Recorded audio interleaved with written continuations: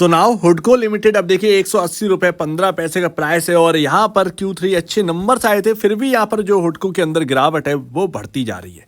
बाकी PSU का हाल देखें तो कुछ ऐसे ही है। इवन PSU ऑलरेडी क्रैश हो चुका है। अब यहाँ पर आप देखेंगे तो बाइंग का टाइम है, बट हुडको जो है वो Q3 के नंबर अच्छे लाया। ऐसे में क्या करना चाहिए हुडको के अंदर जब गिरावट चल रही है? तो जैसा कि हुडको मैंने कहा बुरे के साथ अच्छा ही पिस जाता है, ये हमने कहीं सुना था, सेम टू सेम आज होता हुआ दिख रहा है। आप देखेंगे NBCC यहाँ पर जो है पिस गया, आप देखेंगे NHPC यहाँ पर जो है पिस गया। Q3 के नंबर जिनके अच्छे आए थे, इरकॉन आपका हुडको, ये सब पिसते हुए दिखाई दिए हैं बुरे नंबर्स के चक्कर में। और एंटायर PSU आपका जो है वो क्रैश कर गया, जो कि मैं ऑलरेडी आपको लगातार अलर्ट कर रहा था। एग्जैक्ट पॉइंट कभी नहीं बता पाएगा कोई, ना मैं ना कोई और एग्जैक्ट पॉइंट नहीं बता पाया, लेकिन अलर्ट कर सकते हैं कि यस अब बात आ चुकी है सेलिंग की, तो अलर्ट हो जाना चाहिए। और आज देखिए ये क्रैश आपको देखने को मिला। ये क्रैश बहुत पहले ही प्रेडिक्ट कर दिया, क्योंकि वैल्यूएशन जो है ना जितना होना चाहिए उससे 3-3 4-4 गुना वैल्यूएशन हो गई। कहाँ पर सस्टेन करोगे आप? कोई समझ ही नहीं रहा, सब डिमांड पर ही बेसिस पर सब चल रहे हैं। रोज यहाँ पर PSU के अंदर तेजी हो जाती है, लेकिन उसका कोई रीजन पूछता ही नहीं है।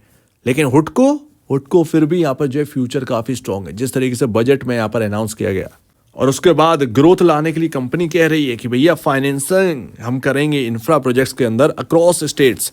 ये पुरानी खबर भी है, ये ध्यान रखिएगा। ये मैं ऑलरेडी डिस्कस कर चुका हूँ, ये खबर आ चुकी है। ये एक दिन की नहीं है, ये 4-5 दिन पहले की खबर है ये हुडको के अंदर। सो दैट खबर आ चुकी है, बट यहाँ पर ग्रोथ है ना, वही तो बात है कि ग्रोथ जिस तरीके की है उससे 3-4 गुना तो यहाँ पर वैल्यूएशंस हो चुकी हैं।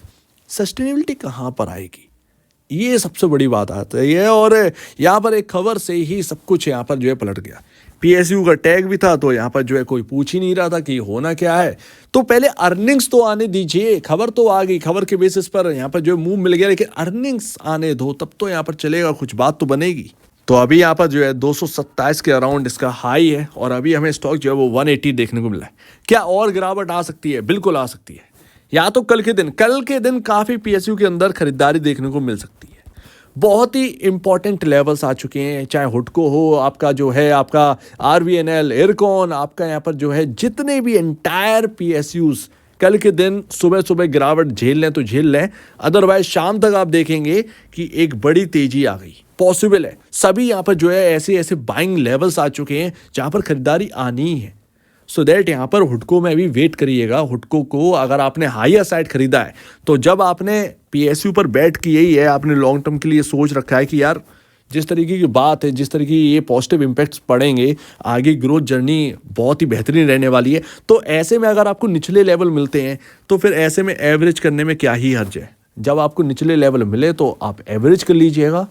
ऐसे में डरने की क्या बात है कि मैंने 220 या 225 पर खरीद रखा है, तो मैं अब क्या करूं, मेरे रेट से 40 रुपये नीचे चल रहा है। अब क्या करें, वो आप टॉप पर खरीद ही रहे थे, वो टॉप पर खरीद ही रहे थे, तो क्या कर सकते हैं, उसमें कोई भी कंप्लेन वाली बात ही नहीं। लगातार कोई भी स्टॉक नहीं चलता रहेगा। ये सब एक बबल बना था PSU का, वो फूट गया। अभी हमारे सामने नतीजा है।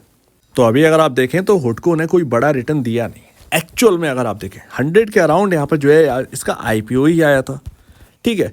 वहां से अगर आप देखें कितने साल मंदी रही, 20 रुपये 25 रुपये का लेवल टच किया इस स्टॉक ने, वहां से आप देखेंगे डबल होता हुआ देखा है। अब तो कोई बहुत बड़ी दिक्कत यहाँ पर हुडको के अंदर आ गई ऐसा मत सोचिएगा। Q3 जिन स्टॉक्स के अच्छे हैं लिस्ट बना लो। PFC ने अच्छे नंबर्स दिए थे, हुडको ने अच्छे नंबर दिए, आपके इरकॉन ने अच्छे नंबर दिए। ये अब आपके जो है ना छटे हुए जो शेर हैं, चीते हैं, वो यहाँ पर निकल कर आ रहे हैं, उनको नोट कर लेना है। यही स्टॉक PSU में अव्वल रहने वाले हैं आगे भी। समझ गए ना? ये है, अब ये फ्लोर टेस्ट था PSUs का, घबराना नहीं है इस गिरावट से। PSU अब फेवर में आ चुके हैं, अब इनका मुकाबला नहीं है। प्राइवेट दौड़ते थे, अब PSU भी दौड़ेंगे, लेकिन अच्छे PSU दौड़ेंगे, गंदे PSUs नहीं। तो ध्यान रखिए, हुडको एक अच्छा PSU है, इनकी वैल्यूएशन से कोई कंपेयर नहीं। हालांकि वैल्यूएशन काफ़ी हाई है, अभी भी मैं कहता हूँ ये अपने जो फाइनेंसिंग सेक्टर है NBFC, ये सबसे बड़ी कंपनी बन चुकी है LIC के बाद। LIC हाउसिंग फाइनेंस की बात कर रहा हूँ, उसके बाद ये सबसे बड़ी कंपनी है। और अभी अगर आप PE रेशियो देखें 17.55, यानी कि करेक्ट होने की जगह बहुत है अभी हुडको के अंदर। हो सकता है कल एक बाइंग आए, लेकिन एक बाइंग जो है वो एक फॉल्स बाई हो, बिकॉज उसके सारे रीजंस मैं अभी आपको बताऊंगा, आपको समझ में आएगा। 9.47 का इंडस्ट्री पी चल रहा है, उसके कंपैरिजन काफ़ी हाई पर पी रेशियो चल रहा है। ये एक नोट करने वाली बात है। प्राइस टू बुक वैल्यू अच्छी बात है, अच्छा है, बट आपके इंडस्ट्री में एक और लीडर है LIC, जो कि अगर आप देखेंगे आपसे कई गुना बड़ा है, लेकिन आपसे फिर भी वैल्यूएशन में काफ़ी छोटा है। तो उसके कंपैरिजन अगर आप देखेंगे तो हुडको काफ़ी वैल्यूएशन जो है वो बहुत ही महंगी हो चुकी है, जबकि हमें प्रीमियम जो है ना वो हमें देना चाहिए LIC हाउसिंग फाइनेंस को, हम दे रहे हैं हुडको को। तो ये बात आ जाती है, ये कंपैरिजन, और वो भी एक PSU ही है। ये हमें बात समझने वाली है। और आप देखोगे तो दोनों आसपास आ चुकी है, बट सेल्स और प्रॉफिट के नज़रिए से देखेंगे तो बिल्कुल भी आसपास नहीं है। तो अभी हुडको की सेल्स की बात करेंगे और LIC हाउसिंग फाइनेंस की सेल्स की बात करेंगे तो आपको ये अंतर देखने को मिलेगा। हुडको 2023 मार्च के हिसाब से 7,050 करोड़ के अराउंड यहाँ पर जो है कमाता हुआ दिखा है, और यहाँ पर LIC हाउसिंग फाइनेंस 22,713 करोड़ का, जबकि LIC की वैल्यूएशन नहीं बढ़ रही है, LIC हाउसिंग फाइनेंस की वैल्यूएशन नहीं बढ़ रही है। लेकिन मेरे ख्याल से जिस तरीके से हुडको में मूव देखने को मिला है, ये मूव छोटा मोटा नहीं है, ये आगे भी मूव जारी रहेगा। एक बड़ा मूव आपको जो है मिलता हुआ दिखेगा हुडको के अंदर आने वाले टाइम में। LIC हाउसिंग फाइनेंस में बहुत ज्यादा स्कोप है। इन दोनों स्टॉक को आप जो है ना वो एक रडार पर रख सकते हैं। और वहीं अगर आप बात करेंगे प्रॉफिट की तो ये कुछ अंतर देखने को मिलता है। 1701 करोड़ का प्रॉफिट जो है हुडको में है और LIC हाउसिंग फाइनेंस 2891 करोड़। एक और इंपॉर्टेंट बात ये है कि LIC हाउसिंग फाइनेंस करती है रिटेल्स को, ये बहुत बड़ी बात है। ये तो अपना जो प्रोजेक्ट्स हैं हुडको वो फाइनेंस करते हैं गवर्नमेंट प्रोजेक्ट्स, जहां तक मुझे पता है, बट अब जाने वाले हैं इंफ्रा में। तो अब बाहर भी जो है वो टैकल करने वाले। ये क्यों हो रहा है, इंफ्रा के अंदर क्यों घूम रहे हैं? क्योंकि गवर्नमेंट से हटकर अभी बाकी इंफ्रा प्रोजेक्ट्स पर जाने वाले हैं, बिग प्रोजेक्ट्स जहां से बिग अर्निंग यहां पर जो है आने वाली है। दैट्स वाई हुडको जो है ना वो आगे बहुत ही फेवरेबल रहने वाला है। ये ध्यान रखिएगा, आगे बहुत ही फेवरेबल रहने वाला है क्या। लेकिन अभी जो प्राइस है वो काफी डिसअपॉइंटमेंट है, वहां पर उस प्राइस में काफी डिसअपॉइंटमेंट थी, एक हवा भरी जा रही थी। उस हवा का नतीजा जो है ना वो हुडको के प्राइस या बाकी PSUs के अंदर देखने को मिला है। लेकिन फिर भी मैं यही कहूंगा कि लिस्ट बना लो, हुडको एक ऐसी कंपनी जिसने Q3 अर्निंग अच्छी दी। ये फ्लोर टेस्ट चल रहा है PSUs का, ये ध्यान रखिए, ये शब्द में ही एक बड़ी बात है। और आप चौंक जाएंगे, 7.35 का पी रेशियो चल रहा है यहाँ पर LIC हाउसिंग फाइनेंस का, और 19.50 के अराउंड यहाँ पर जो है हुडको का। लेकिन आज ये गिरावट में चेंज हो गया, 7.35 से डाउन यहाँ पर जो LIC हाउसिंग फाइनेंस का है। और अभी आपका housing and urban development corporation का जो है हुडको का जो पी रेशियो वो 17 पर आ चुका है, 19.50 आपके क्लोजिंग बेसिस पर था। इतना ह्यूज डिफरेंस है। लेकिन क्या ये बहुत बड़ा है? आप देखिए PNB हाउसिंग फाइनेंस वो भी तो अभी 16 के पी रेशियो पर बैठा है। तो आप ये नहीं कह सकते कि बहुत बड़ा करेक्शन आना बाकी है हुडको के अंदर, ऐसा नहीं है। लेकिन जो तेजी हुई थी इतनी बड़ी, उसका एक फॉल हमें देखने को मिला है, बस इतना ही है। तो घबराइए मत, पैनिक में मत आइए। अच्छा स्टॉक है, बहुत ज्यादा निचले लेवल मिले, अगर आपकी बहुत ऊंची की खरीदारी है वहां एवरेज कर लेना, ये आगे भी फेवरेबल रहेगा। ये गिरावट तो 2 दिन का है, 4 दिन का है, लेकिन आगे जब जैसे ही नॉर्मल होंगे ये मार्केट भूल जाएगा ये गिरावट को, वापस यहाँ पर जो है ये वापस रुख आ जाएगी।